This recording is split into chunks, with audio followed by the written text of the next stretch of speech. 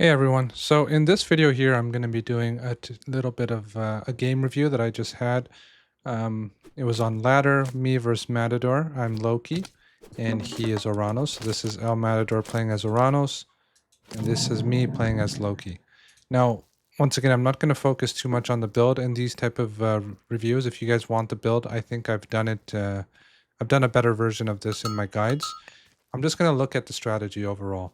So as many of you know, with Loki, but one of the bonuses that you get is the houses will give you vision around the forest, right? Which is an extremely good bonus. Probably one of the best bonuses in the game. And you're going to see why a little bit later on into the game. But in order to capitalize on this bonus, you want to start as early as possible. So the first house that you make, you want to put it on top of a forest and start preparing for the later game, right? Once I'm done that, I want to send my scout onto his base over here or into his base, and then I want to try to find his food villager and I want to spy him. Alternatively, you can spy the gold villager as well. Those are the two key resources that you probably want to spy. The food, mainly because food is somewhere he's probably going to use those villagers to gather hunt early on into the map. So that's a spot where you can raid. And then the gold in the around 8 to 9 minutes, that's usually the timing. That's when he goes for his second gold mine. So you can see where which gold mine he's going for. Usually the food one is better to spy the food villager because the gold villager, he's going to go for his closest gold mine. It's pretty obvious. Okay, so just scout your opponent's map.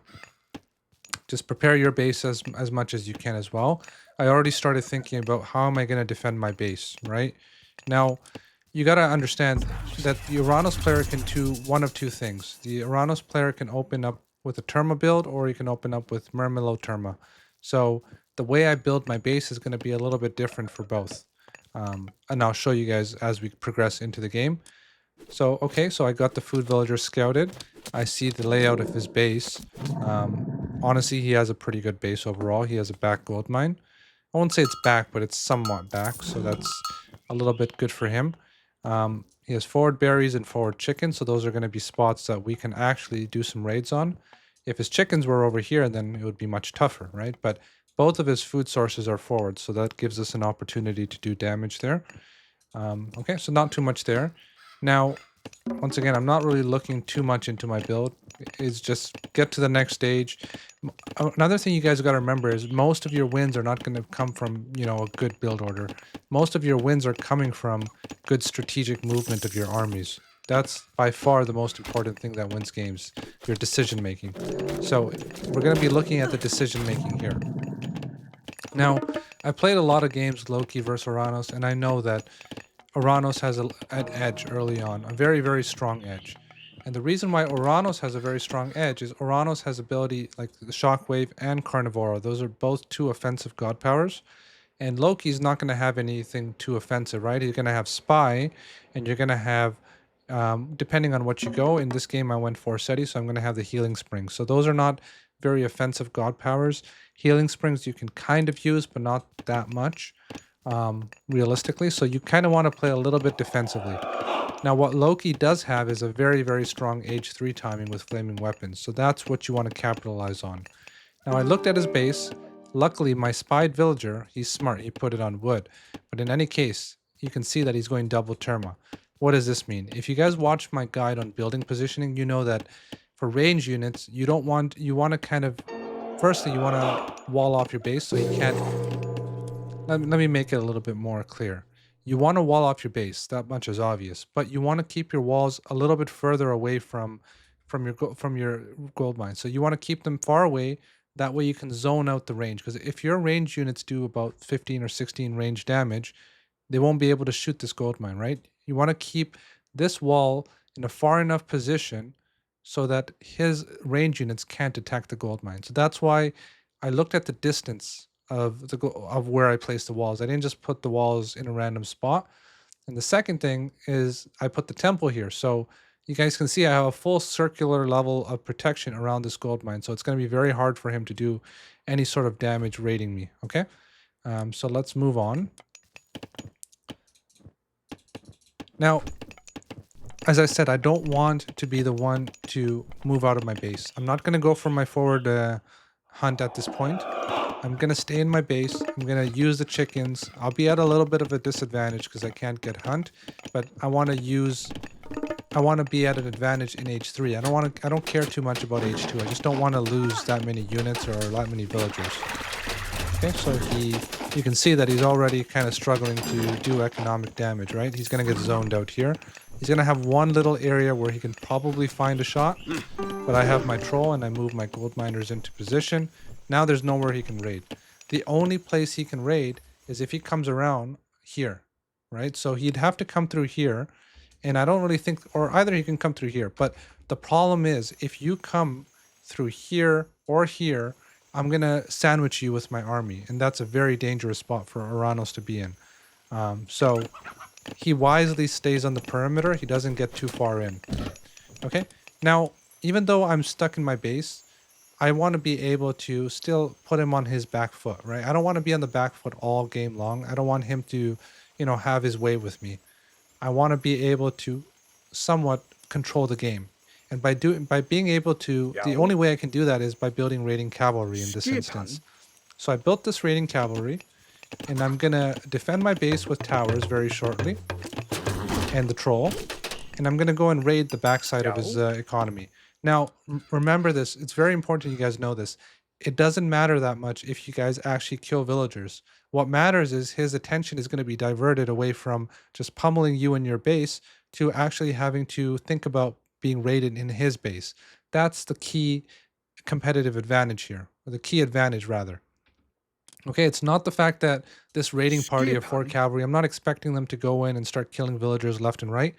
The only thing that I want these 4 raiding cavalry to do is take the pressure off of me. So I want it to elicit a defensive response from my opponent.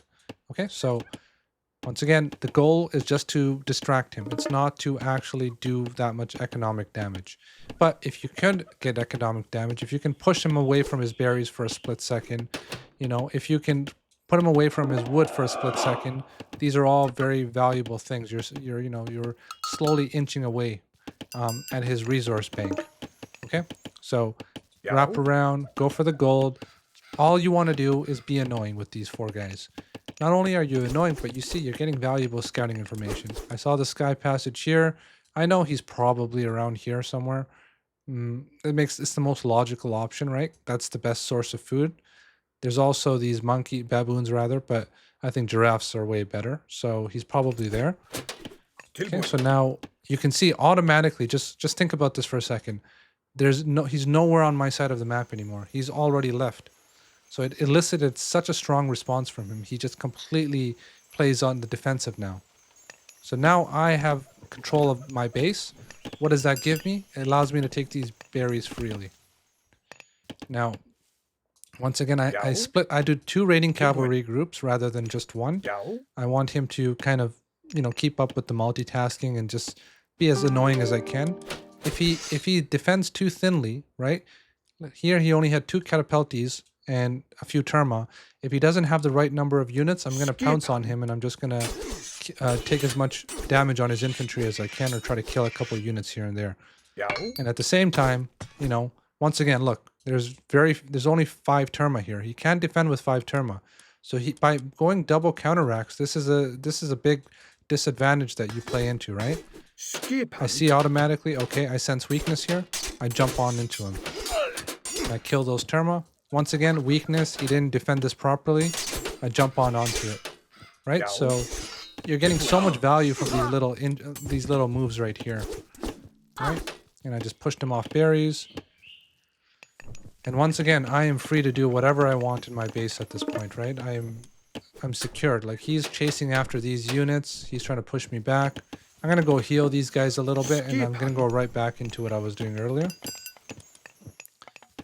By doing this as well, I made him make a lot of catapultes. So now that he made so many catapultes, I'm going to start adding in some raxes, and I'm going to make some throwing axemen from here on out.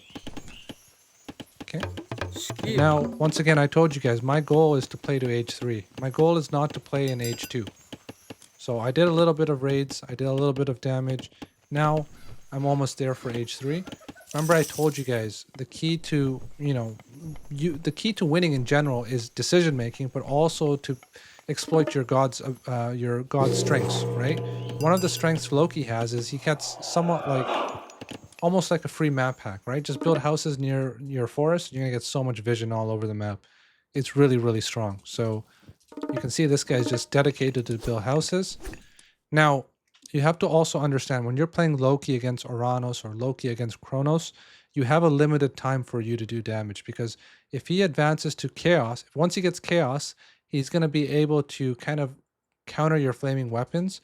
The moment you do flaming weapons, he's going to do Chaos and it's going to kill your army. So you want to start going out on the map and doing as much damage as you can before that Chaos timing hits. So now I'm looking to do damage. He's either here or he's here. That's my estimation, right? In order to set this up, I'm going to go and distract him on this side, push him off hunt, and also threaten this, right? So he's going to have to split his army in two at this point. And I want all my reinforcements are going to come flowing in through to this gold mine right here. Okay, so you can see I pushed him off hunt, distracted him, and now I'm going to jump on into this gold mine right here. He did get Chaos now, so I have to be a little bit careful about using my flaming weapons. You don't want to just use it randomly. You want to time it after his Chaos, or you split your army into two groups and, so his Chaos won't do as much.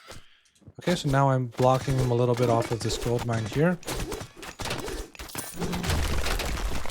You guys can see, look at the army counts. I have 96 to 65 and really nothing has happened. All I've done is kind of harass him a little bit, push, just make his villagers run back and forth. I sniped some free units. I got like 4 or 5 free units and I have such a big lead already. He has a little bit of an economic lead, but I have dwarves, so I would say it's quite even at this point.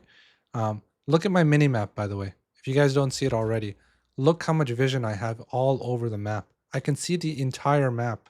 So he has almost nowhere for him to do damage. And since I know that I can see the entire map, because I have vision of almost everything that's going on, I start going and I get my hunt. Right now, I'm going to go for my gazelle, then I'm going to go for my giraffe. And that's all due to the fact that I put houses in these trees. If I didn't have all this vision, I would be very reluctant to go for this hunt over here. Okay, so now the fight is happening. I have a bigger army, so I don't need to use flaming weapons. Now he used this Chaos, that means I can use my flaming weapons very shortly. And I won this fight. I honestly didn't even need to use flaming weapons here, so it might have been a little bit of a mistake. But in any case, I still think it did good damage. I'm going to block him off this gold mine. The moment I block him off the gold mine, my objective changes. Now I need to either block him off this gold mine or control the middle of the map and control the game and then take a town center, right? So I position my army into place and I opt to just control the map. This hill fort is going to keep him in his base, right? It's going to put a little bit of pressure on him. He won't be able to rotate his army. This guy right here almost controls the entire middle of the map. Now he has to be very leery of rotating his army left and right, because he can't rotate from the middle, right?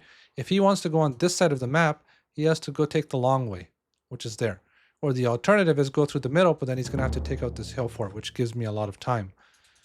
Okay, so I control the middle of the map. What I do from there. Now I know that it's probably going to be hard to attack into this. He has a lot of range units. There's a lot of choke points here. And he's right by his production. So instead, I just go for a second TC and I try to take the economic route.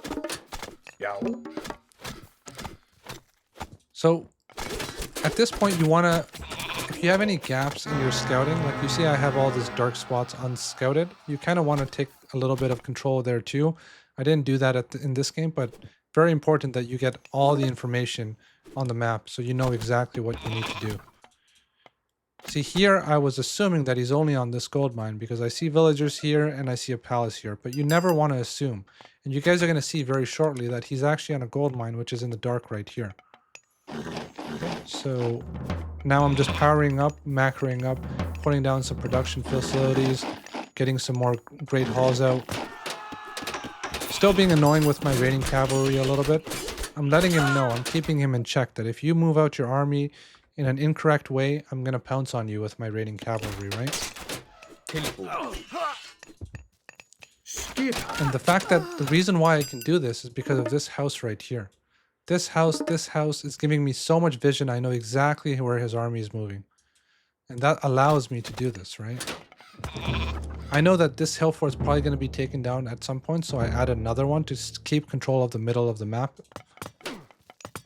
Okay, now I see his army's here. So what does that mean? If his army's here, then his army's not here. So I'm going to go and try to jump on his villagers again. He's rotating his archers back. That means his infantry is exposed. And then he saw that, so he's rotated his archers back, and I get the raid off on him right here. Look at all the economic damage that's happening. Pretty even with this army, I would say. But I did kill quite a few vills there. And I just retreat.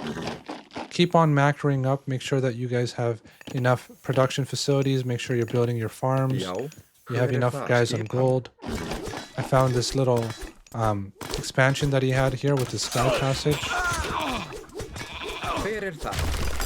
And now I'm just retaining control of the map. A thing that I should have probably done is probably put a wall down here. A couple walls are very helpful, right? If I put one wall here and maybe one wall here, then he can't put any sky passages and I can retain control over the left side of the map. Okay, so now he's still pushing. He knows he's at an economic disadvantage because I have 2 town centers and he has only 1. So he's pushing, trying to, kill me, but my army is just too good for his, I think. Let's take a look at the armory ups. So he has none. Well, I think he has copper weapons and I only have copper weapons and shields. It's pretty even in terms of technology. Alright, and I think that is all she wrote.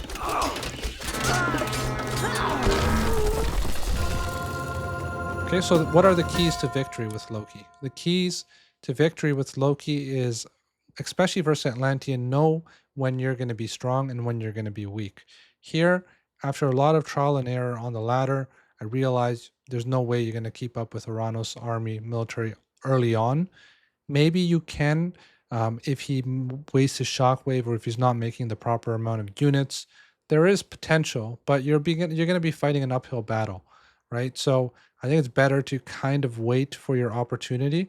If you do see that he's very thin, he's not macroing correctly, he's not making the right units, and you just feel like you have more army than him, or you can or on the other hand, if you have a position that you absolutely have to make units for, like for example, if this gold mine was right here, then there's no way that I can just jump to H3. I'm going to have to make units, right? Or let's say that, he's camping my food sources and my chicken and my berry were right here. Once again, there's no way I can jump to H3 in that point, right? So you have to know the map. You have to understand your situation on the map. Every single situation is going to be different, right? Here, I was able to jump to H3 because my resources were relatively safe. But at sometimes your resources are not going to be safe and you're going to have to fight in H2. Another thing is you kind of want to feel it out from an instinctual way, right? Don't go into a game, you see Loki versus Oranos, you're going to go in, okay, I played this matchup before, I'm going to jump to H3. That's not always the right way to play it. You can have these guidelines in your mind, like, maybe don't fight H2. You can have those type of thoughts in your mind, but at the end of the day, you want to play based on the map, based on your opponent, based on the things that are happening in the game. Don't be too Don't be too stringent in your methods, right? Be very elusive, be very adaptable. Don't just have one pattern and stick by it all game long. Yeah, okay. I hope you guys enjoyed this review. Let me know if you guys have any questions, and I will see you guys in the next one. Thank you. Bye.